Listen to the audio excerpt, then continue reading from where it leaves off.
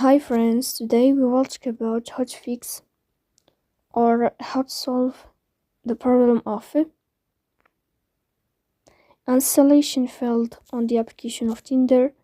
You will go to settings. In this page, you will go to apps, default apps, app settings. On above, you search about Tinder app and you can enter here. Then this page of app info, you will click on first stop. And you can click OK, then you will enter to the window of storage. Here you can click on clear cache, but pay attention, don't click clear data because that can delete your account. In the end, you can turn off your phone and you can wait a moment to restart your phone again to fix that problem.